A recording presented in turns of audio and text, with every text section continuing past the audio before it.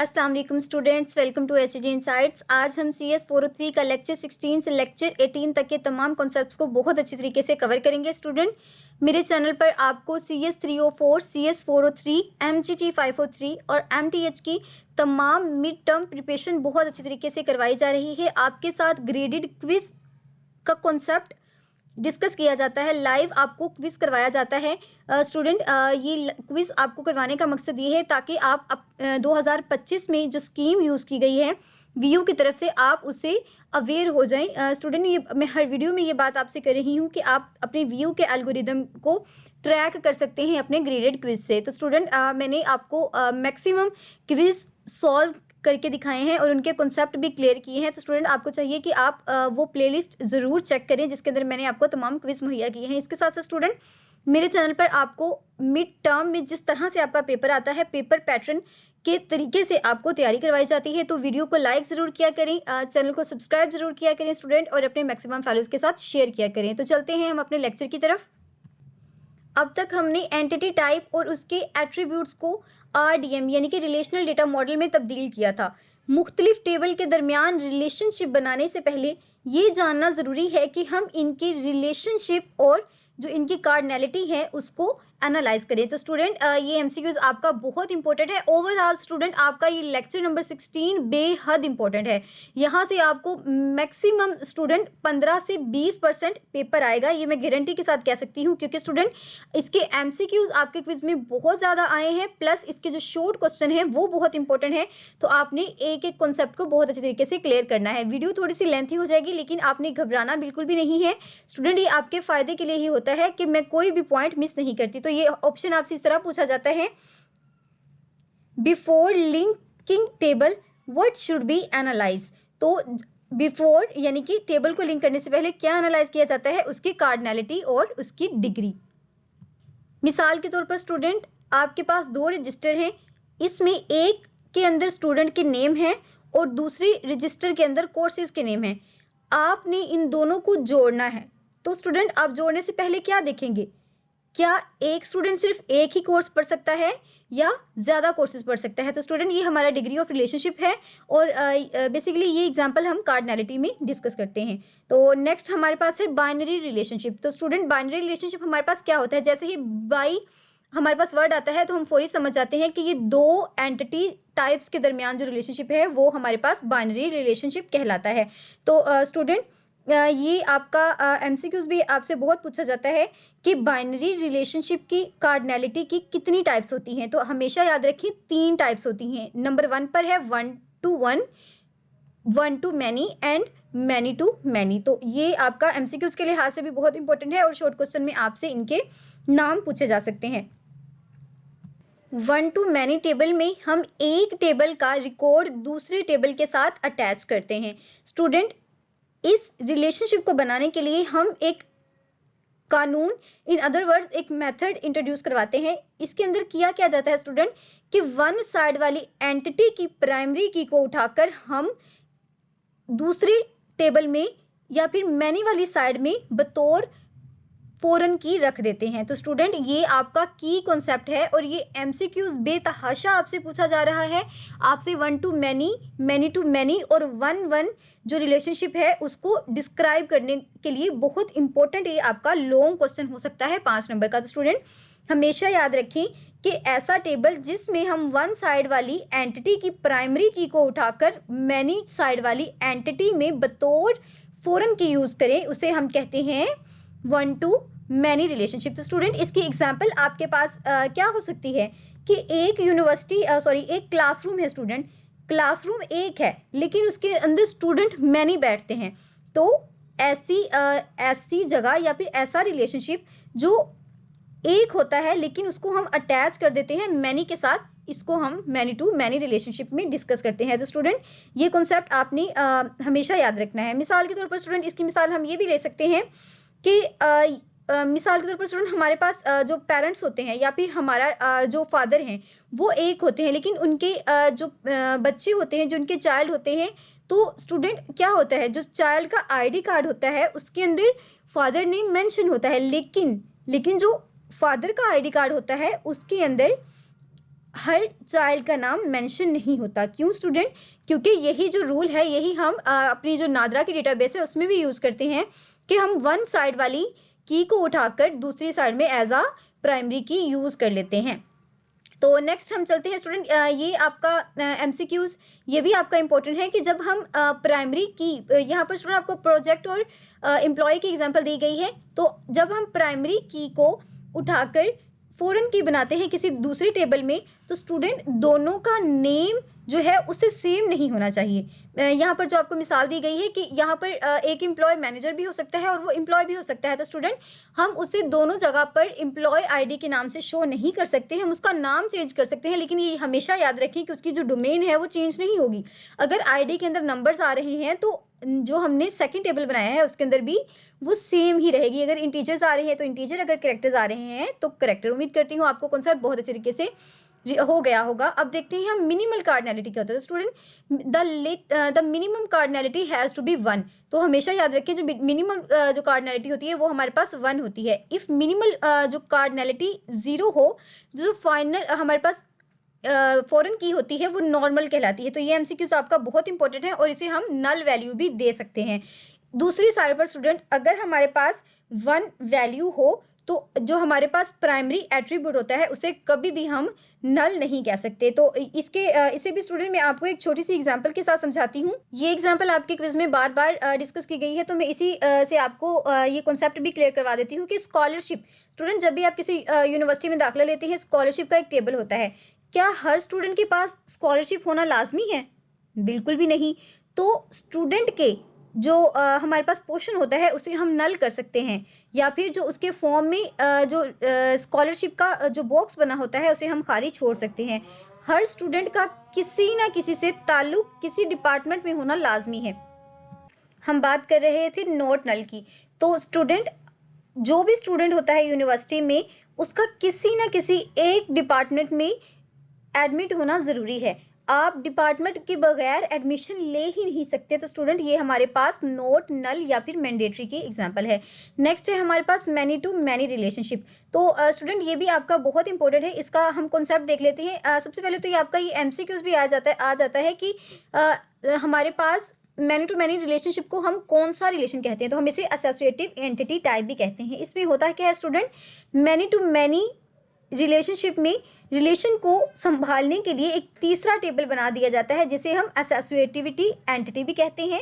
आमतौर पर दोनों जो टेबल्स होते हैं उनकी प्राइमरी की को मिलाकर किसी तीसरी टेबल की बना दी जाती है। तो स्टूडेंट मैं आसान अल्फाज में आपको ये समझाऊंगी। आपको ये जो लाइन है ये एज इट इज़ याद करनी होगी क्योंकि ये आपके क्विज में बहुत पूछी जाती है और शॉर्ट क्वेश्चन भी आ सकता है कि in many to many relationship और third table created for the relationship. जो थर्ड टेबल क्रिएट किया जाता है उसको हम क्या कहते हैं, एसोसिएटिव एंटिटी टाइप। और इसके अंदर हम करते क्या हैं कि जो प्राइमरी की होती है पार्टिसिपेटिंग एंटिटीज, यानी कि दो तरह की जो टेबल्स होती हैं उनकी जो प्राइमरी की होती है उसे हम तीसरे में यूज़ कर लेते हैं एज अ प्राइमरी की। स्टूडेंट मैं आपको रियल लाइफ की एग्जाम्पल के साथ ये समझाती हूँ। जैसे कि स्टूडेंट कॉलेज में जब आप जाते हैं तो आपकी डिफरेंट सब्जेक्ट्स होते हैं और डिफरेंट स्टूडेंट्स होते हैं। जैसे कि स्टूडेंट आपके पास ICS, FSc, pre engineering, arts, तो इसी तरह मैक्सिमम स्टूडेंट्स हैं और मैक्सिमम आपके पास सब्जेक्ट्स हैं, यानी कि मैनी टू मैनी रिलेशन। तो होता क्या है स्टूडेंट, आप क्या ऐसा होता है कि हर स्टूडेंट की जो कार्ड होता है या फिर उसका जो फॉर एग्जांपल उसके ऊपर नोट लगा दिया जाता है कि इस स्टूडेंट के फ़लाँ फ़लाँ सब्जेक्ट है, या फिर हर सब्जेक्ट के आगे लिख दिया जाता है कि इसके फ़लाँ फ़लाँ जो स्टूडेंट्स हैं। तो स्टूडेंट ऐसा बिल्कुल भी नहीं होता। क्या होता है कि हम एक पर्टिकुलर रजिस्टर बनाते हैं। हमारी जो भी सब्जेक्ट की मैम होती है उनके पास पर्टिकुलर रजिस्टर होता है जिसके अंदर जो भी सब्जेक्ट होता है, या फिर जैसे स्टूडेंट हम अटेंडेंस शीट बना लेते हैं उसके अंदर स्टूडेंट और उनके कोर्सेज को मेंशन कर दिया जाता है। तो एक थर्ड टेबल बना लिया जाता है जिसके अंदर हम स्टूडेंट और जो कोर्स बुक्स होती हैं उनको एज अ प्राइमरी की लेते हैं और उसे थर्ड जो टेबल होता है उसकी की बना लेते हैं। उम्मीद करती हूँ इस एग्जाम्पल के साथ आप बहुत अच्छे तरीके से कॉन्सेप्ट समझ चुके होंगे। स्टूडेंट ये आपके जो नेक्स्ट आपके पास कॉन्सेप्ट है वो है 1 to 1 रिलेशनशिप। तो स्टूडेंट इस ताल्लुक में किसी एक एंटिटी की प्राइमरी की को दूसरी एंटिटी में फॉरेन की के तौर पर शामिल करना होता है। आमतौर पर हम इसे कंपल्सरी साइड की को ऑप्शनल साइड में डाल देते हैं। तो स्टूडेंट ये आपका एमसीक्यूज बहुत ज़्यादा इंपॉर्टेंट है और बहुत रिपीट हो रहा है कि हम क्या करते हैं, हम जो प्राइमरी की होती है कंपलसरी साइड की, उसको हम डालते हैं जो ऑप्शनल साइड में। तो आपको ये मैं आपको रियल लाइफ की एग्जांपल देती हूँ स्टूडेंट। जब आपने एग्ज़ाम देना है, जैसे कि अब आपका मिड टर्म आ रहा है, तो स्टूडेंट क्या होता है, आपकी जो रोल नंबर स्लिप होती है उस पर आपका जो सीट होती है उसका नाम मेंशन नहीं होता, उसका नंबर मेंशन नहीं होता, लेकिन आपके एग्जामिनेशन हॉल में जिस सीट पर आपने आना है वहाँ नंबर आपका मेंशन होता है। क्यों स्टूडेंट? क्योंकि जो आपकी चेयर है वो कंपलसरी है। अगर आपने एडमिशन लिया है, अगर आपने अपनी रोल नंबर स्लिप बनाई है, तो ये कंपलसरी है कि आपकी उस एग्जामिनेशन हॉल में एक सीट आपको अलॉट की जाएगी। लेकिन स्टूडेंट, क्या ये कंपलसरी है कि हर स्टूडेंट एग्ज़ाम देने आएगा? बिल्कुल भी नहीं स्टूडेंट। तो हमारे पास 1 to 1 तो है, क्योंकि एक स्टूडेंट के लिए एक ही चेयर है, लेकिन कंपलसरी हमारी चेयर है, ना कि स्टूडेंट। तो हम प्राइमरी की बनाएंगे किसको? हम प्राइमरी की कंपलसरी साइड को इंक्लूड किसके अंदर करेंगे? ऑप्शनल साइड में। उम्मीद करती हूँ ये कॉन्सेप्ट भी आप बहुत अच्छी तरीके से समझ गए होंगे। नेक्स्ट हम चलते हैं यूनरी रिलेशनशिप। तो स्टूडेंट, जो यूनिटी रिलेशनशिप होता है, सबसे पहले तो ये एक सिंगल एंटिटी वाला रिलेशनशिप होता है, इसे हम रिकर्सिव रिलेशनशिप भी कहते हैं। तो स्टूडेंट, जैसे इसको भी मैं आपको आसान अल्फाज में समझाऊंगी। ये वो ताल्लुक होते हैं जिनमें सिर्फ एक एंटिटी शामिल होती है। जैसे मैंने आपको ऊपर भी बताया कि ये रिकर्सिव होते हैं यूनरी टेबल में। इस टेबल की प्राइमरी की को इसी टेबल के अंदर फॉरेन की के तौर पर इस्तेमाल किया जाता है। तो स्टूडेंट, ये आपने हमेशा याद रखना है कि यूनरी में हम एक टेबल की प्राइमरी की को उसी सेम टेबल में फॉरेन की के तौर पर यूज़ करते हैं। तो मुश्किल तो यहाँ पर आएगी। क्यों स्टूडेंट? क्या ऐसा हो सकता है कि हम एक ही टेबल में दो कीज़ को एक ही नाम से यूज़ करें? बिल्कुल भी नहीं स्टूडेंट। हम इसका नाम चेंज करेंगे, लेकिन जो टेबल है वो हमेशा सेम ही रहेगा। ये कॉन्सेप्ट भी आपका बहुत इंपॉर्टेंट है स्टूडेंट। ये तीनों जो मैंने आपको कॉन्सेप्ट पढ़ाए हैं, ये आपके लॉन्ग के हिसाब से बहुत इंपॉर्टेंट है, और ये आपके जो लास्ट ईयर्स हैं इनमें पूछे भी गए हैं। स्टूडेंट, इसको भी मैं आपको एक रियल लाइफ एग्जांपल के साथ समझाऊंगी। मिसाल के तौर पर स्टूडेंट, आपकी क्लास में 50 स्टूडेंट हैं, और इन 50 स्टूडेंट में से किसी एक स्टूडेंट को हम CR कहते हैं। तो CR खुद भी एक स्टूडेंट है, लेकिन वो एज अ CR ID भी यूज़ हो रहा है। तो स्टूडेंट, क्या किया हमने? एक ही सेम ही ID को दो डिफरेंट नाम से यूज़ किया सेम ही टेबल के अंदर। तो ये भी इंपॉर्टेंट है आपका कि जब हम मैनी टू मैनी रिलेशनशिप पढ़ रहे होते हैं, तो दूसरा जो रिलेशन होता है उसको हम एक कंपोजिट की के साथ डिनोट करते हैं या फिर क्रिएट करते हैं। नेक्स्ट है हमारे पास सुपर टाइप और सब टाइप रिलेशनशिप। तो स्टूडेंट, ये आपको मैंने बहुत बार इसको डिस्कस किया है। सुपर टाइप जैसे स्टूडेंट जिसे हम पेरेंट कहते हैं, और सब टाइप जिसे हम चाइल्ड कहते हैं। ये पॉइंट बहुत इंपॉर्टेंट है कि सेपरेट रिलेशनशिप हम क्रिएट करते हैं सुपर की और सब जो हमारे पास सब टाइप होती है उसके लिए। इसका मतलब क्या है student? If there is one super type and there are 3 sub types, so there are 4 relationship to be created. यानी कि एक तो हम सुपर टाइप के लिए रिलेशन क्रिएट करेंगे, और जो 3 रिलेशन होंगे वो सब टाइप के लिए। टोटल मिलकर हमारे पास 4 रिलेशन बन जाएंगे। और ये हमेशा याद रखें कि सुपर टाइप और सब टाइप को एक अलग या सेपरेट रिलेशन से ही हम शो करते हैं। तो स्टूडेंट, यहाँ पर ये पॉइंट भी आपका इंपॉर्टेंट है कि प्राइमरी की जो सुपर टाइप की होती है उसे हम तमाम रिलेशन में इंक्लूड कर सकते हैं। That work for both link and identity. तो वो आइडेंटिटी के तौर पर भी काम करते हैं और लिंक के तौर पर भी काम करते हैं। To link super type with concerned sub type there is a requirement of descriptive attribute. तो स्टूडेंट, ये आपका MCQs दी मोस्ट फेवरेट है एग्जामिनर के लिए कि ऐसा लिंक या फिर ऐसा एट्रीब्यूट जो सब टाइप को सुपर टाइप के साथ लिंक करने के लिए रिक्वायर होता है, उसे हम क्या कहते हैं? उसे हम डिस्क्रिप्टिव एट्रीब्यूट भी कहते हैं, या फिर हम उसे डिस्क्रिमिनेटर कहते हैं। तो इस टॉपिक में आपका यही इंपॉर्टेंट MCQs है, और यही आपसे डेफिनेशन पूछी जा सकती है। नेक्स्ट हम चलते हैं डेटा मैनिपुलेशन लैंग्वेज। तो स्टूडेंट, जो भी हमारे पास डेटाबेस होती है उसकी कोई स्पेसिफिक लैंग्वेज होती है। हमारे पास जो RDM है उसका जो थर्ड कंपोनेंट है वो है हमारे पास डेटा मैनिपुलेशन लैंग्वेज। ये MCQs भी बहुत इंपॉर्टेंट है, आपसे पूछ लिया जाता है कि which is the third component of RDM। तो RDM का जो थर्ड कंपोनेंट है वो DML यानी कि डेटा मैनिपुलेशन लैंग्वेज है। स्टूडेंट, हमारे पास ये डिफरेंट ऑपरेशंस रखती है, जैसे कि insertion, deletion, updation of the database. इसके थ्रू हम अब डिलीट भी कर सकते हैं, अपडेट भी कर सकते हैं और इंसर्ट भी कर सकते हैं। हमारे पास दो तरह की लैंग्वेजेस यूज़ होती हैं। सबसे पहले हमारे पास है प्रोसीजरल लैंग्वेज और दूसरे नंबर पर है non procedural language. Student, procedural language क्या होती है? ये वो ज़ुबानें हैं जिसमें हमें ये बताना पड़ता है कि क्या करना है और कैसे करना है। मिसाल के तौर पर स्टूडेंट, आपकी जो वालिदा है आपसे कहती हैं कि आज आप कोई भी डिश बनाएं, जैसे आप बनाएं बिरयानी बनाएं फॉर एग्जांपल। तो स्टूडेंट वो आपको क्या बताएंगे कि आप जो स्टोव चलाएं अपना, आप अनियंस को कट करें। इसके साथ साथ स्टूडेंट जो भी तमाम प्रोसीजर होता है वो आपको समझाएंगी। तो हमें क्या करना पड़ता है, हमें पूरा प्रोसीजर फॉलो करना पड़ता है। हमें अनियंस काटने पड़ते हैं, तेल गरम करना पड़ता है, मसाला ऐड करना पड़ता है, यानी कि स्टेप टू स्टेप। मिसाल के तौर पर स्टूडेंट, जो C++ है, हमारे पास जावा है, हमारे पास ये रिलेशनल अलजबरा की एग्जांपल्स हैं और इन्हें हम प्रोसीजरल लैंग्वेज में पढ़ते हैं। अब हम देखते हैं नॉन प्रोसीजरल क्या होती है। स्टूडेंट, ऐसी लैंग्वेज जिसके अंदर हमें जस्ट हुक्म देना होता है। स्टूडेंट, इसके अंदर ये वो ज़ुबान है जिसमें हमें सिर्फ ये बताना होता है कि करना क्या है, बाकी काम ज़ुबान खुद करती है। तो मिसाल के तौर पर स्टूडेंट, आप किसी होटल में जाते हैं तो आप वेटर से कहती हैं कि मुझे बिरयानी ला दो। तो स्टूडेंट, आपने सिर्फ ऑर्डर दिया है और आपके सामने खाना हाजिर हो गया है। तो स्टूडेंट, बेसिकली ये हम SQL में पढ़ते हैं और ये आपसे पूछा जाता है कि स्ट्रक्चर्ड क्यूरी लैंग्वेज यानी कि SQL किस टाइप की लैंग्वेज है। तो आपने ये अपने माइंड में हमेशा रखना है कि ये नॉन प्रोसीजरल है और जो C++ है वो हमारे पास कौन सी है, वो प्रोसीजरल है। तो स्टूडेंट, इसको हम कौन सी अलजबरा में डिस्कस करते हैं, जैसे कि स्टूडेंट अब रिलेशनल अलजबरा में हम प्रोसीजरल को डिस्कस करते हैं और रिलेशनल कैलकुलस में हम नॉन प्रोसीजरल को करते हैं। और ये भी दी मोस्ट लव्ड MCQs है, जो आपसे पूछा जाता है कि रिलेशनल अलजबरा में कौन सी टाइप यूज होती है। तो प्रोसीजरल और रिलेशनल कैलकुलस में नॉन प्रोसीजरल। ये तो आपने calculus I think so MTH 201 की बुक में बहुत अच्छी तरीके से डिस्कस किया होगा। आगे है हमारे पास रिलेशनल अलजबरा। तो आप सोच रहे होंगे कि हमारी अब डेटाबेस में अलजबरा का क्या काम। तो स्टूडेंट, मैंने आपको पहले भी एक बार बताया था कि math is a king of sciences. आप कभी भी साइंस पढ़ते हुए मैथ से नहीं भाग सकते। तो स्टूडेंट, मैथ के साथ दोस्ती कर लें, क्योंकि ये आप, अगर आप CS के स्टूडेंट हैं तो ये आपके साथ पूरी लाइफ चलेगी, आपकी प्रोफेशनल भी और आपकी एजुकेशनल लाइफ में भी। तो अब हम देखते हैं स्टूडेंट, रिलेशनल अलजबरा एक प्रोसीजरल क्यूरी लैंग्वेज है।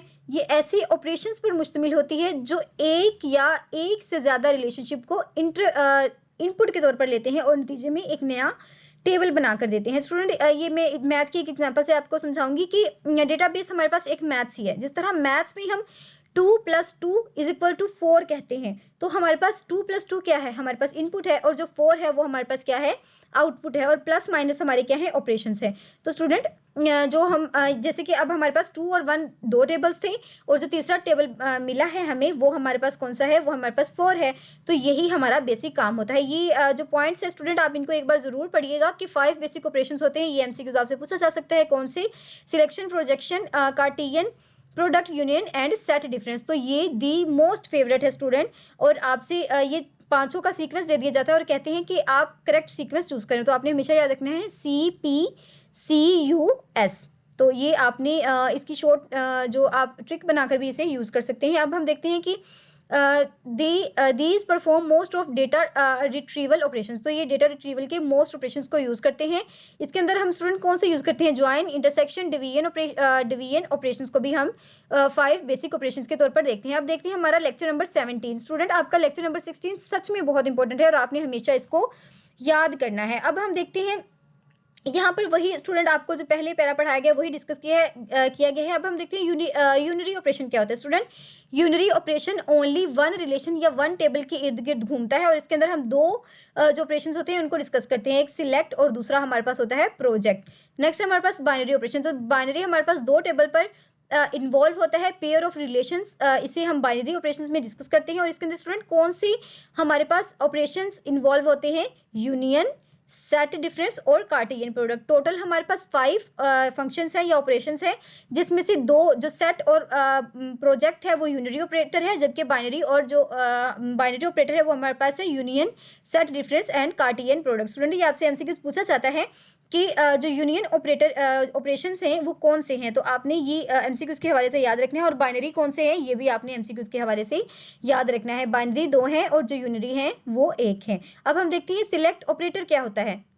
जैसे कि नाम से ही जाहिर है सिलेक्ट, तो सिलेक्ट ऑपरेशन टेबल्स की जो स्पेसिफिक रोज होती हैं उनको सिलेक्ट करने के लिए इस्तेमाल होता है। इसीलिए स्टूडेंट ये टेबल हॉरिजॉन्टली वर्क करता है। तो ये भी आपका एमसीक्यूज है कि सिलेक्ट ऑपरेटर किस तरह वर्क करता है, हॉरिजॉन्टली वर्क करता है और ये टपल्स या रो को सिलेक्ट करने के लिए इस्तेमाल होता है। जो तीसरी बात स्टूडेंट आपकी शॉर्ट क्वेश्चन एमसीक्यूज के हवाले से इंपॉर्टेंट है कि इसे हम रिप्रेजेंट किसे करते हैं, इसे हम सिग्मा जो कि ग्रीक लेटर है इससे हम इसे रिप्रेजेंट करते हैं। तो 3 एमसीक्यूज आपके यहाँ पर तैयार हो चुकी हैं। तो स्टूडेंट अगर आप पूरे टेबल में से सिर्फ वो रिकॉर्ड चाहें जो किसी खास शर्त पर पूरा उतरते हैं या फिर खास जो कंडीशन पर पूरा उतरते हैं उसे हम सिलेक्ट ऑपरेटर में डिस्कस करते हैं। स्टूडेंट जैसे मैंने आपको ऊपर भी एग्जांपल दी थी कि क्लास में 50 स्टूडेंट का रिजल्ट आया, टीचर कहता है कि सिर्फ वो बच्चे खड़े हों जो जिनके जो मार्क्स हैं वो 80 से ज़्यादा हैं। तो हमने क्या किया, हमने सिलेक्ट कर लिया ऑपरेशन और सिर्फ वही रोज़ को हमने सिलेक्ट किया है जिनके जो मार्क्स हैं वो 80 से अबव हैं। स्टूडेंट इसके अंदर आपने जस्ट यही जो कॉन्सेप्ट है बहुत अच्छे तरीके से आपने याद करना है। अब यहाँ पर ये आपको एग्जांपल समझाई गई है। स्टूडेंट जैसे मैंने आपको एग्जांपल समझा दी है ये इनफ है, इसे आपने इतनी कॉम्प्लेक्स एग्जांपल्स की तरफ नहीं जाना। अब हम देखते हैं हमारे पास ये आपको वही बताया गया है कि जो हमारे पास सिग्मा का ऑपरेटर है इसे हम ऑपरेटो भी कहते हैं। तो ये भी एमसीक्यूज के लिहाज से बहुत इंपॉर्टेंट है। नेक्स्ट हमारे पास है प्रोजेक्ट ऑपरेटर। तो स्टूडेंट प्रोजेक्ट ऑपरेटर हमारे पास क्या होता है, इससे पहले स्टूडेंट ये पॉइंट बहुत इंपॉर्टेंट है कि हमारे पास जो सिलेक्ट ऑपरेशन होता है वो कम्यूटेटिव होता है। यानी अगर आप पहली कंडीशन लगाएं तो और दूसरी लगाएं, दोनों का जो रिजल्ट होता है वो हमेशा सेम आता है, यानी कि left hand side is equal to right hand side. तो यही हमारे पास कम्यूटेटिविटी होती है। मिसाल के तौर पर वो स्टूडेंट जो लाहौर से हैं और वो स्टूडेंट जो क्रिकेट खेलते हैं, पहले स्टूडेंट लाहौर वाले जो स्टूडेंट थे उनको हमने अलग कर लिया और इनमें से हमने जो क्रिकेटर्स थे उनको निकाला। इसी तरह स्टूडेंट पहले हमने क्रिकेटर्स अलग किए और उसके अंदर से लाहौर ही निकाल दिए, तो बराबर ही आएंगे।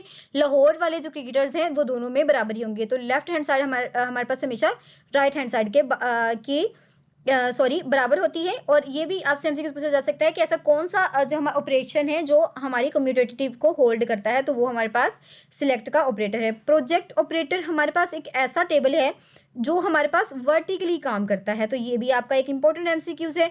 ये टेबल कॉलम्स को निकालता है। और दूसरा एमसीक्यूज आपके पास क्या आता है कि ये हमारे पास specified values of the column को निकालता है और क्या करता है, हमारी डुप्लीकेशन को एलिमिनेट करता है। तो ये एमसीक्यूज आपसे पूछा जा सकता है कि ऐसा कौन सा ऑपरेटर है जो एलिमिनेट करता है डुप्लीकेशंस को, तो ये आपने हमेशा याद रखना है। और स्टूडेंट तीसरी बात कि इसे हम पाई के सैम्पल से शो करते हैं और इसे हम प्रोजेक्शन भी कहते हैं।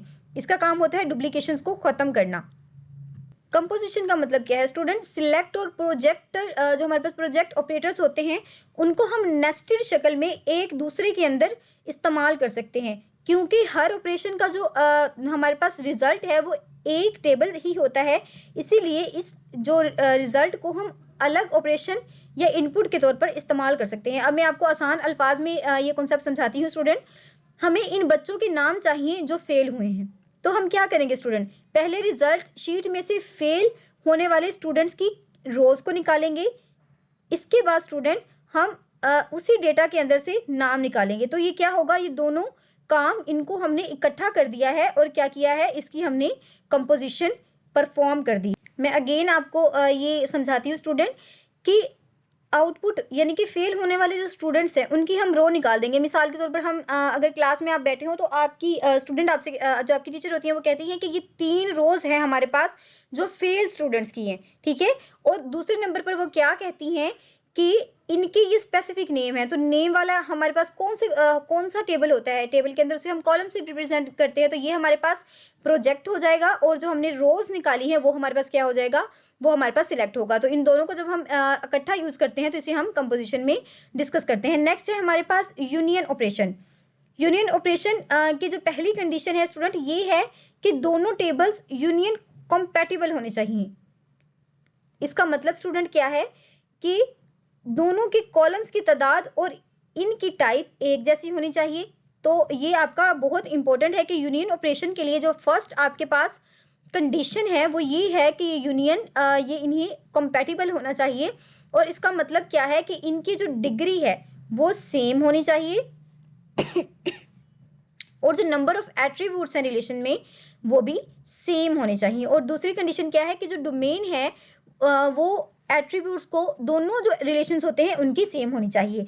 तो स्टूडेंट जो थर्ड पॉइंट आपका इंपॉर्टेंट है एमसीक्यूज के लिहाज से कि इसे हम यू के साथ डोनेट करते हैं या फिर रिप्रेजेंट करते हैं। अब रियल लाइफ की एग्जांपल देखें कि क्रिकेट टीम के हमारे पास कुछ जो खिलाड़ी हैं वो क्रिकेट टीम के हैं और कुछ हमारे पास फुटबॉल टीम के हैं। इन दोनों को हमने जब मिलाया तो हमने स्पोर्ट डे की एक लिस्ट बना ली। अगर स्टूडेंट एक अली है, स्टूडेंट दोनों टीमों में है, उसने दोनों टीमों में अपना नाम लिखवाया है, तो क्या होगा, फाइनल लिस्ट में उसका नाम सिर्फ एक बार आएगा। तो यही तो हमने कहा है कि हमारे पास डिग्री सेम होनी चाहिए और दूसरी बात हमारी डोमेन सेम होनी चाहिए। तो यही हमारे पास किसका कॉन्सेप्ट है, हमारे पास यूनियन ऑपरेशन का कॉन्सेप्ट है। स्टूडेंट वैसे भी अगर मैथ के लिहाज से आप देखें तो यही होता है ना कि यूनियन में अगर आपके पास एक सेट है 1 2 3 4 और दूसरा सेट है 2 3 4, तो आप क्या 2 को दूसरी बार लिखते हैं? बिल्कुल भी नहीं। आप 1 2 3 4 की एक सेट बना लेते हैं। तो यूनियन का कॉन्सेप्ट वही सेम है जो आपने मैथ्स में किया है।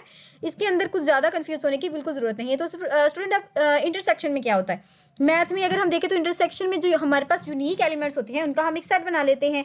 यानी कि स्टूडेंट हमारे पास ऐसे जो एलिमेंट्स होते हैं, सॉरी स्टूडेंट, जो कॉमन होते हैं हमारे पास, जो दोनों के अंदर मौजूद हों, उनका हम एक सेट बना लेते हैं। अब मैं आपको रियल लाइफ में से अगर समझाऊं कि हमारे पास कुछ स्टूडेंट्स हैं, उनकी हमने 2 लिस्टें बनाई हैं। पहली लिस्ट बनाई है हमने मैथ्स के स्टूडेंट की जो मैथ्स में पास हुए हैं और दूसरी हमने इंग्लिश के स्टूडेंट्स की बनाई है जो इंग्लिश में पास हुए हैं। स्टूडेंट हमें वो लायक बच्चे चाहिए जो दोनों मजमूनों में पास हुए हों। तो हम क्या करेंगे, हम ए वाली जो लिस्ट होगी सिर्फ ए वाली जो लिस्ट होगी वो और बी वाली जो लिस्ट होगी वो, उन दोनों को देखेंगे और उस स्टूडेंट को देखेंगे जो जिसका नाम दोनों लिस्ट में आया है। तो उसे हम क्या कहते हैं, इंटरसेक्शन। मिसाल के तौर पर स्टूडेंट अली है, वो मैथ्स में भी पास हुआ है और इंग्लिश में भी पास हुआ है, तो यूनियन में किसका नाम आएगा, अली का नाम आएगा। तो स्टूडेंट ये हमेशा याद रखें कि यूनियन को हम ये एंड वाले ऑपरेशन जो सैम्पल के साथ शो करते हैं और दूसरी बात कि same degree and same domain हम यूज़ करते हैं और कॉमन एलिमेंट्स को हम पिक करते हैं। वही मैथ्स के सारे कॉन्सेप्ट। अगर अब नेक्स्ट है हमारे पास set operator, set difference operator. तो स्टूडेंट अब आपको ये पता है ना कि मैथ्स में हम डिफरेंस को किससे शो करते हैं, हम माइनस के सिंबल से शो करते हैं। तो स्टूडेंट अब इसकी डिफाइन हमारे पास क्या है कि 2 रिलेशनशिप का डिफरेंस वो रिकॉर्ड होंगे जो पहले टेबल में तो मौजूद हों लेकिन दूसरे टेबल में मौजूद ना हो, और इसे हम माइनस के साथ शो करते हैं। अब देखिए स्टूडेंट, हमने लिस्ट बनाई है 2, लिस्ट ए, इसके अंदर तमाम क्लास के स्टूडेंट डाल दिए हैं और लिस्ट बी में हमने वो स्टूडेंट डाले हैं जिन्होंने फीस जमा करवा दी है। ठीक है स्टूडेंट, अब हमने एक्शन क्या परफॉर्म करना है, ए माइनस बी। तो स्टूडेंट उन तमाम स्टूडेंट्स को हम माइनस कर देंगे जिन्होंने फीस जमा नहीं करवाई, तो वो हमारे पास क्या आ जाएगा, रिजल्ट्स आ जाएगा। उम्मीद करती हूँ आपको बहुत अच्छी तरीके से ये कॉन्सेप्ट समझ आ गया होगा। जैसे आपके व्यू में भी यही होता है ना कि तमाम स्टूडेंट्स होते हैं और एंड पर आपकी जो अगर आपको लिस्ट शाया की जाती है उसके अंदर सिर्फ वो स्टूडेंट हम इंक्लूड करते हैं जिन्होंने फीस जमा नहीं करवाई होती, ना कि तमाम स्टूडेंट्स को। अब हम देखते हैं ज्वाइन ऑपरेशन। तो स्टूडेंट जैसे कि नाम से ही जाहिर है हमारे पास कि किसी चीज़ को ज्वाइन कर रहा होगा। सॉरी स्टूडेंट, आपका जो सबसे टफ और सबसे इम्पोर्टेंट पॉइंट है वो मैं मिस कर गई थी, मुझे पता नहीं चला। तो अब हम देखते हैं कार्टियन प्रोडक्ट क्या होती है। कार्टियन प्रोडक्ट के लिए टेबल का एक जैसा होना ज़रूरी नहीं है। तो पहली बात हमारे पास क्या है कि इसका यूनियन ही कॉम्पैटिबल होना इम्पोर्टेंट नहीं है। स्टूडेंट ये लाइंस मुझसे बिल्कुल ठीक नहीं लगती तो ये माफ़ कीजिएगा, लेकिन आप फोकस किया करें कॉन्सेप्ट पर, ये लाइनिंग पर तो बिल्कुल भी आपने फोकस नहीं करना। तो ये आपने हमेशा याद रखना है कि कार्टियन प्रोडक्ट में हमारे पास यूनियन ही कॉम्पैटिबल होना बिल्कुल भी ज़रूरी नहीं है। इसे हम एक्स के साथ जाहिर करते हैं और रिजल्ट में बनने वाले टेबल जो दोनों टेबल्स के सारे कॉलम्स होंगे और पहले टेबल की सारी कितारें होंगी उनको एक दूसरे के साथ हम जोड़ देते हैं। तो इसे भी स्टूडेंट मैं आपको जो रियल लाइफ की एग्जांपल है उसी के साथ समझाती हूँ। रियल लाइफ की एग्जांपल के साथ आई थिंक सो स्टूडेंट को बहुत अच्छी तरीके से समझ आता है और वो जो कॉन्सेप्ट होता है वो बहुत देर पा होता है। अब हमने टेबल 1 बनाया है, मिसाल के तौर पर हम शर्ट्स और पैंट्स बना रहे हैं। टेबल 1 में हम शर्ट्स रख रहे हैं जिसके अंदर हमारी जो कलर स्कीम है वो है ब्लू एंड रेड। जो टेबल 2 है उसके अंदर हम पैंट्स रख रहे हैं और पैंट्स की कलर हमारे पास क्या है, ब्लैक, वाइट एंड हमारे पास कोई और ले लेते हैं, जैसे हमारे पास ब्राउन। तो स्टूडेंट अब हमने एक्शन यानी कि इन दोनों को प्रोडक्ट करना है, तो हम क्या करेंगे, अगर हम हर शर्ट को हर पैंट के साथ मैच करें तो कितने जोड़े बनेंगे। तो स्टूडेंट मिसाल के तौर पर हमारे पास 2 शर्ट्स हैं और 3 पैंट्स हैं, तो हम क्या करेंगे, 2 शर्ट्स को मल्टीप्लाई कर देंगे 3 के साथ, और कार्टियल में होता ही मल्टीप्लाई है, तो हमारे पास कितने सेट्स बनेंगे, हमारे पास 5 सेट्स बनेंगे, यानी कि हर एक शर्ट को दूसरी पैंट के साथ क्या करना है, उसे कंबाइन करना होता है। तो उम्मीद करती हूँ आपको ये भी बहुत अच्छे तरीके से समझ आ गया होगा। स्टूडेंट यहाँ पर आपको जो एग्जांपल दी गई है वो है कोर्स और स्टूडेंट की। सबसे पहले तो मैंने जो आपको बात बताई थी कि हमें मल्टीप्लाई कर लेना होता है। अब इसके अंदर स्टूडेंट कितनी हमारे पास टेबल्स हैं, रोज हैं, 1 2 3 4, 1 2 3 4 5 है स्टूडेंट। तो हमारे पास जो नेक्स्ट रोज बन रही होंगी वो कितनी होंगी, अभी से आप गैस करें। 3 को अगर हम मल्टीप्लाई करते हैं 2 के साथ तो वो 5 होता है। तो अब हम नेक्स्ट देखते हैं स्टूडेंट क्या बना है हमारा कोर्स। मैंने आपको बताया था कि एक्स के साथ हम इसे रिप्रेजेंट करते हैं, तो कार्टियन में क्या बना है स्टूडेंट का, हमारे पास 5 रिलेशंस बने हैं। तो इसे हमने क्या किया है, सबसे पहले CS 4 5 6, इसको हमने पहले जो हमारे पास पहला रिलेशन था वो क्या था, S101 यानी कि स्टूडेंट की आईडी के साथ मल्टीप्लाई किया है। इसके बाद हमने जो नेक्स्ट हमारे पास है उसे हमने अगेन इसी के साथ मल्टीप्लाई किया है। पहले हमने इसको लिया है, इसके साथ हमने मल्टीप्लाई कर दिया है, देन हमने स्टूडेंट इसको लिया है, फिर इसी के साथ हमने इसको मल्टीप्लाई कर दिया है, देन स्टूडेंट हमने इसी को लिया है और अगेन इसी के साथ हमने मल्टीप्लाई कर दिया है। फिर हम क्या करेंगे स्टूडेंट, फिर हम इस वाले रिलेशन को लेंगे और इन दोनों के साथ अगेन मल्टीप्लाई करेंगे, फिर हम इस रिलेशन को लेंगे और फिर इसको अगेन इसके साथ मल्टीप्लाई करेंगे। स्टूडेंट ये आपका 5 नंबर का लॉन्ग क्वेश्चन आ सकता है। इसी तरह आपके 2 टेबल्स बने होंगे और आपसे कहा जाएगा कि कोर्स एक्स स्टूडेंट टेबल बनाएं और कार्टियन प्रोडक्ट को यूज़ करें। तो सबसे पहले आपने क्या करना है, जैसे मैंने ऊपर भी समझा दिया है कि आपने पहले 3x5 को करना है, उतने ही आपने यहाँ पर बना लेने हैं। उसके बाद स्टूडेंट आपने इसके सामने जैसे अब C101 और C103 है, तो आपने हर पर्टिकुलर के आगे इसको मेंशन करना है और इसके जो सामने नेम होंगे उनको मेंशन कर देना। और ये सबसे आसान तरीका है स्टूडेंट, और आपके फुल मार्क्स इसके अंदर से आ जाते हैं। अब है ज्वाइन ऑपरेटर। स्टूडेंट ज्वाइनिंग करने के लिए हम क्या यूज़ करते हैं, ज्वाइन ऑपरेटर। कार्टियन हम प्रोडक्ट जो होती है उसकी एक ख़ास किस्म होती है। कार्टियन प्रोडक्ट में हम अंधाधुंध हर कितार को हर दूसरी कितार के साथ जोड़ देते हैं, लेकिन स्टूडेंट ज्वाइन में हम सिर्फ उन्हीं कितारों को जोड़ते हैं जिनका आपस में कोई रिलेशन होता है। तो यानी कि काम की बात करते हैं हम। कार्टियन में तो हम जैसे आ रहा था हम अंधाधुंध बस जोड़े ही जा रहे थे। स्टूडेंट ये आपके जो लेक्चर लास्ट 3 लेक्चर हैं ये इंतहाई इंपॉर्टेंट है, इसी वजह से मैं इतना टाइम लगा रही हूँ, वरना ये आपकी वीडियो ऑलमोस्ट 25 से 30 मिनट में कवर हो जानी थी। लेकिन स्टूडेंट मैं कोई भी आपका पॉइंट मिस नहीं कर रही और हर जो कॉन्सेप्ट है उसको आम एग्जाम्पल के साथ समझा रही हूँ। तो अब हम चलते हैं लेक्चर नंबर 18 की तरफ। स्टूडेंट इसका जो हमारे पास फर्स्ट कॉन्सेप्ट है वो हमारे पास है टाइप्स ऑफ ज्वाइंस। तो वहाँ पर जो लास्ट में हम ज्वाइंस को ही पढ़ रहे थे, तो हम देखना है अब हमने देखना है कि ज्वाइंस की टाइप्स कितनी होती हैं। 2 टेबल्स की क्रॉस प्रोडक्ट की एक ख़ास किस्म जो होती है उसे हम क्या कहते हैं, उसे हम ज्वाइन कहते हैं। और ये मैं आपको हाईलाइट कर देती हूँ, ये MCQ आपसे पूछा जाता है। Cross product of 2 table is called join. और ये हमारे पास स्टूडेंट बाइनरी होता है। और दूसरा जो अब हमारे पास इंपॉर्टेंट पॉइंट है, ये हमारे पास बाइनरी ऑपरेशन होता है और इसे हम मखसूस यानी कि स्पेसिफिक सिलेक्शन और कार्टियन प्रोडक्ट को मिलाने के लिए इस्तेमाल करते हैं। तो ये आपका नेक्स्ट जो इम्पोर्टेंट पॉइंट है, ये आपने हमेशा याद रखना है कि ये हमें अलाउ करता है कार्टियन प्रोडक्ट्स के 2 आर्ग्यूमेंट्स को मिलाने के लिए। और स्टूडेंट अब इसकी जो मुख्तलिफ इकसाम है उसके अंदर हमारे पास क्या है, theta join, equi join, semi join, natural join और हमारे पास आउटर ज्वाइन। तो स्टूडेंट ये आपसे MCQ जिस तरह पूछा जाता है कि इन 5 के अलावा कोई भी नाम दे दिया जाएगा और कहा जाएगा कि आप टिक करें जो हमारे पास ज्वाइन ऑपरेटर नहीं है। तो आपने इन 5 के अलावा जो भी आपको नाम दिया जाएगा आपने उसे टिक कर देना है। ये ट्रू फॉल्स की फॉर्म में भी आ जाता है और इस फॉर्म में भी पूछा जा सकता है। अब हमारे पास थीटा ज्वाइन क्या होता है। थीटा ज्वाइन हमारे पास एक आम सी ज्वाइन है स्टूडेंट। इसमें हम बराबर के अलावा बहुत सारी शर्तें लगा सकते हैं, जैसे ग्रेटर देन की, इक्वल देन की। अब इसमें होता क्या है स्टूडेंट, इसमें हम एक टेबल पर कंडीशन लगाते हैं और फिर वही सिलेक्टेड रोज जो होती हैं क्रॉस प्रोडक्ट में हम इन्हें इस्तेमाल करते हैं। और स्टूडेंट इसका जो सैम्पल है आपने हमेशा याद रखना है R और एक्स तो आपको पता है ज्वाइन के लिए यूज़ होता है, और यहाँ पर ज़ीरो के ऊपर जो हम एक स्ट्रेट लाइन लगाते हैं और आगे हम एस लिख देते हैं, ये इसकी डोनेशन है, आपने इसे याद रखना है। अब रियल लाइफ के एग्जाम्पल से अगर मैं आपको समझाऊँ तो स्टूडेंट की हमने वो नाम हासिल करने हैं जिन्होंने हाईएस्ट मार्क्स लिए हैं। जैसे कि स्टूडेंट अब जिनके 80 मार्क्स हैं उनका हम ग्रेड ए रख देंगे, और इस पर हम शर्त लगा देते हैं कि हमारे पास जितने भी स्टूडेंट होंगे जिनके ग्रेड 80 से ज़्यादा मार्क्स होंगे उन्हें हमने ग्रेड 1 रखना है। तो इसे हम थीटा के अंदर डिस्कस करते हैं। स्टूडेंट ये आपसे एमसीक्यू पूछा जाता है कि theta join allow combination cartesian product with, तो वो किसके साथ हमारे पास कॉम्बिनेशन हमें प्रोवाइड करता है, ये हमारे पास सिलेक्शन कंडीशन जो कि ग्रेटर देन, इक्वल देन, या फिर हमारे पास इक्वल की कंडीशन हो सकती है। नेक्स्ट हम देखते हैं स्टूडेंट, यही आपको यहाँ पर टेबल्स की फॉर्म में समझाया गया है।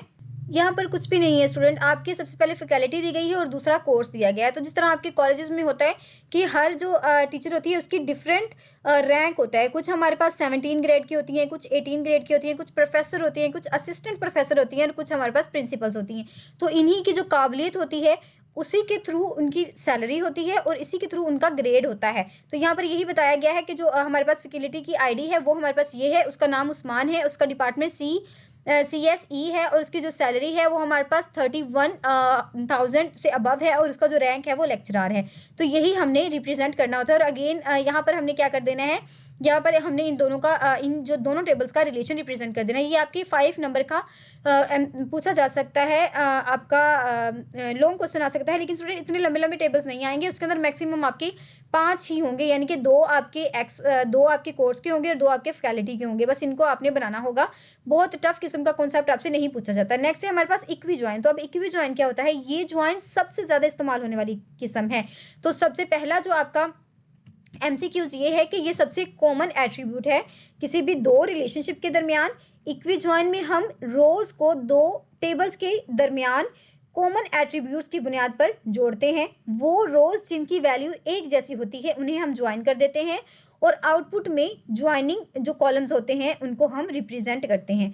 तो ये आपने जैसे इक्वी का मतलब ही ये है ना कि जो कॉमन चीज़ हो, जो कॉमन, यहाँ पर देखें, जो common attribute appear twist in output, जो कॉमन एट्रीब्यूट होता है वो 2 बार रिप्रेजेंट होता है हमारी आउटपुट के अंदर, और इसको हम बस ये आप याद रख लें कि कॉमन जो चीज़ होती है उसको हम इक्वी ज्वाइन में डिस्कस करते हैं। अब अगर हम इसकी एग्जांपल देखें स्टूडेंट, हमने 2 टेबल बनाए हैं। टेबल 1 का नाम हमने रखा है स्टूडेंट, और उस टेबल के अंदर हमने लिया क्या है, रोल नंबर और नाम, और दूसरे टेबल का हमने नाम रखा है रिजल्ट, और इसके अंदर हमने एट्रीब्यूट कौन से लिए हैं, रोल नंबर और मार्क्स। तो हम करेंगे क्या स्टूडेंट, रोल नंबर टेबल 1 का जो हमारा एक्शन होगा हम उसे टेबल 2 के साथ जोड़ेंगे।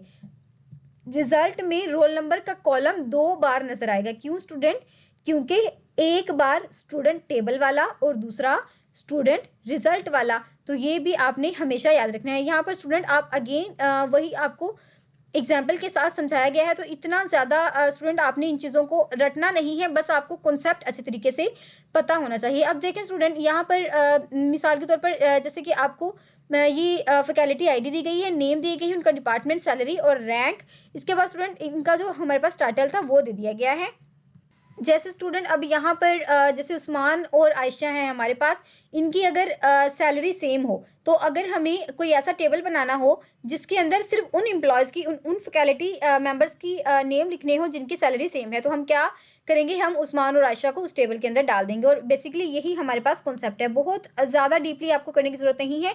और स्टूडेंट याद रखें, ये आपको डेफिनेशन नहीं पूछी जाएंगी, जिस तरह मैं आपको बता रही हूँ कि 2 टेबल दिए होंगे, आपने उनका जो स्पेसिफिक चीज़ बताई गई होगी उन्हीं का टेबल बनाना होगा। अब हम देखते हैं हमारे पास लेफ्ट नेचुरल हमारे पास ज्वाइन क्या होता है स्टूडेंट, ये भी हमारे पास सेम इक्वी ज्वाइन जैसा ही है, लेकिन फ़र्क ये है कि हमारे पास जो नेचुरल ज्वाइन होता है उसमें हम कॉमन एट्रीब्यूट्स को सिर्फ एक बार जाहिर करते हैं। अगर हम सिर्फ ज्वाइन कहें तो इसका मतलब नेचुरली ज्वाइन ही होता है। मतलब स्टूडेंट इक्वी ज्वाइन हमारे पास स्मार्ट वर्जन है इसके अंदर, लेकिन होता इसमें ये क्या है कि रोल नंबर जो दोनों टेबल्स में है उसे 2 बार हम क्यों दिखाएं, तो हम इस कॉलम को छुपा देते हैं। जैसे हमारा इंटरसेक्शन में होता है, तो इंटरसेक्शन और ये हमारे पास जो नेचुरल ज्वाइन है वो एक ही चीज़ है, इसमें आपको कंफ्यूज होने की बिल्कुल भी ज़रूरत नहीं है। अब नेक्स्ट चलते हैं हम, हमारे पास जो नेक्स्ट टाइप है वो है हमारे पास लेफ़्ट आउटर ज्वाइन।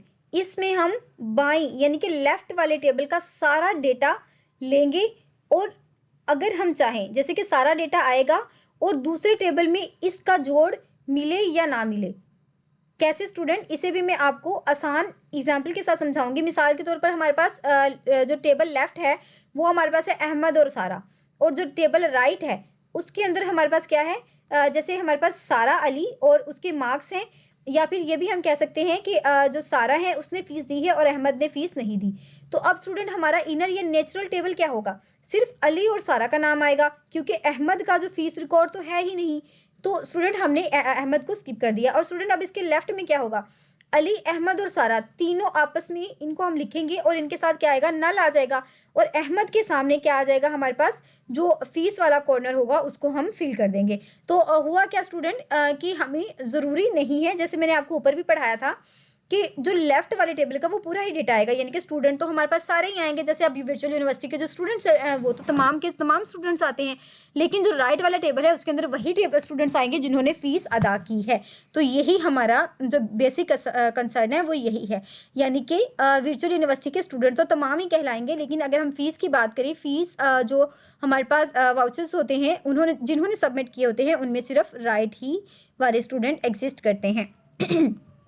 अब हम देखते हैं हमारे पास नेक्स्ट स्टूडेंट, ये मैंने आउटर ज्वाइन वाला भी आई थिंक आपका ये जो कॉन्सेप्ट है वो मैंने कवर करवा दिया है, क्योंकि स्टूडेंट मैंने अभी आपको एक कवर करवाया है कि all those tuple of left relation which are not matched with the right relation are left नल।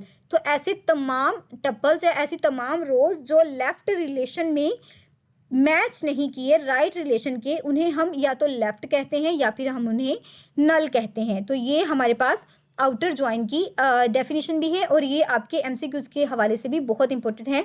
अब है हमारे पास सेमी ज्वाइन। तो सेमी ज्वाइन क्या होता है, तो हम पहले दो टेबल्स को नेचुरली ज्वाइन करते हैं और फिर सिर्फ इसी टेबल्स के कॉलम्स को देखते हैं, यानी कि हमारी प्रोजेक्शन।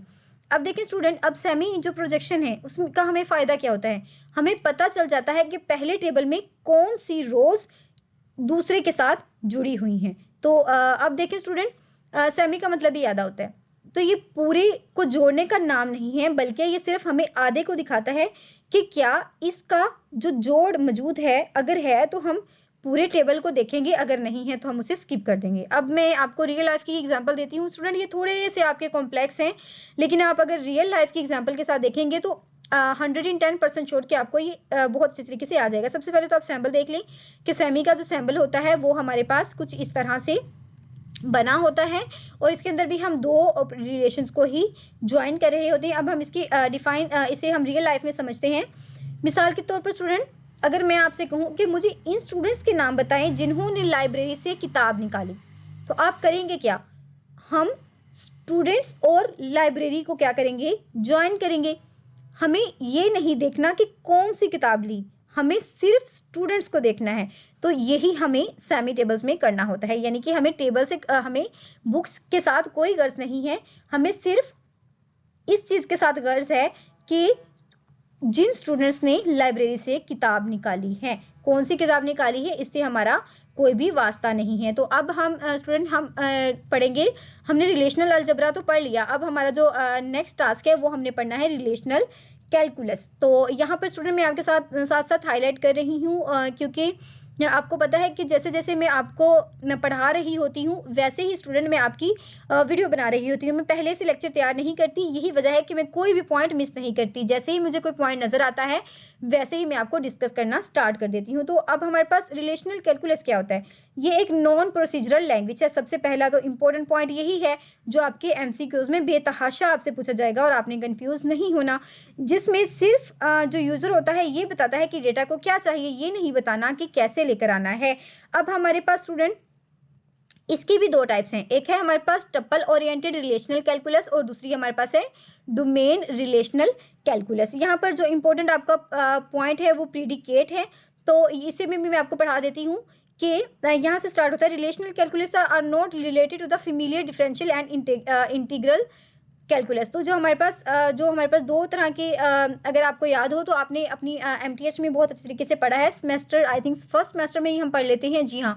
तो फर्स्ट सेमेस्टर में भी आपने कैलकुलस 1 पढ़ा है जिसके अंदर डिफरेंशियल और इंटीग्रल कैलकुलस को बहुत अच्छे तरीके से डिस्कस किया है। ये इससे रिलेट नहीं करता हमारा जो रेशनल कैलकुलस होता है, ये इंपॉर्टेंट पॉइंट है। But take its name from the branch of symbolic logic called predicate, लेकिन इसका जो हमने नाम है वो ब्रांच लिया है, कौन सी ब्रांच से लिया है? सिंबॉलिकल लॉजिक से, इसी वजह से हम इसे प्रीडिकेट कैलकुलस भी कहते हैं। तो ये एमसीक्यूज बहुत इंपॉर्टेंट है कि रिलेशनल कैलकुलस का जो सेकंड नेम है वो हमारे पास प्रीडिकेट कैलकुलस है, और इसकी जो दो टाइप्स हैं ये आपकी बहुत इंपॉर्टेंट है, और एमसीक्यूज या फिर शॉर्ट क्वेश्चन में पूछा जा सकता है कि आप रिलेशनल कैलकुलस की दो टाइप्स का नाम बताएं। अब हम देखते हैं स्टूडेंट कि हमारे पास जो फर्स्ट है टप्पल ओरिएंटेड कैलकुलस, इसके अंदर हम क्या डिस्कस करते हैं। तो टप्पल ओरिएंटेड रिलेशनल कैलकुलस में हम करते क्या हैं, हम सिर्फ उस प्रीलिमिनरी फाइंडिंग में इंटरेस्टेड होते हैं जिसका मकसद हमारे रिलेशन को फाइंड करना होता है टप्पल के अंदर से, जो हमारे प्रेडिकेट के लिए ट्रू हो। तो ये आपने हमेशा याद रखना है कि हम टप्पल ओरिएंटेड रिलेशन में सिर्फ उन्हीं प्रेडिक्ट को लेते हैं, उन्हीं को तलाश करते हैं जो ट्रू हो। अ टप्पल वेरिएबल इज अ वेरिएबल, जो टप्पल वेरिएबल होता है वो एक ऐसा वेरिएबल होता है which take only the tuple which to some relation or relation and its range of the value. तो ये भी आपने याद रखना है कि जो हमारे पास टप्पल वेरिएबल होता है वो सिर्फ सम रिलेशंस को लेता है या फिर उन रिलेशंस को लेता है जिनकी जो वैल्यू होती है उस प्रिडिक्ट में यूज़ हो रही हो। इसके बाद आपने इसके अंदर कुछ भी नहीं है, it actually correspond to the mathematical domain, और इसे हम बिल्कुल डोमेन की तरह ही डिस्कस करते हैं। नेक्स्ट हम देखते हैं हमारे पास जो डोमेन ओरिएंटेड क्या है, रिलेशनल कैलकुलस है। तो स्टूडेंट इसकी जो यहाँ पर आपको डिफाइन तो नहीं की गई, लेकिन जो नेक्स्ट टॉपिक है आपको वो दे दिया गया है, वो है नॉर्मलाइजेशन, और ये आपका शॉर्ट क्वेश्चन है, और ये मैं आपको श्योर करती हूँ कि 90% स्टूडेंट्स को ये शॉर्ट क्वेश्चन ज़रूर पूछा जाएगा। अब नॉर्मलाइजेशन होती क्या है? बुनियादी तौर पर स्टूडेंट डेटाबेस में डेटा को मौसर तरीके से तरतीब देने का अमल ही हमारे पास क्या है, नॉर्मलाइजेशन है। तो यहाँ पर मैं आपको हाईलाइट भी करवा देती हूँ कि नॉर्मलाइजेशन हमारे पास कंपलसरी नहीं है, और नॉर्मलाइजेशन का जो हमारे पास इसकी 4 टाइप्स होती हैं नॉर्मलीज की, वो कौन सी हैं? हमें कंसर्न करना होता है रिडंडेंसी, यानी कि कुछ भी जो रिपीट ना हो रहा हो, इंसर्शन को, डिलीशन को और अपडेशन को हम कंसर्न करते हैं। और इसका जो नॉर्मलाइजेशन है उसका मकसद क्या होता है, हमारे डेटा को मौसर तरीके से तरतीब देना या फिर उसे हमें मेंटेन करना।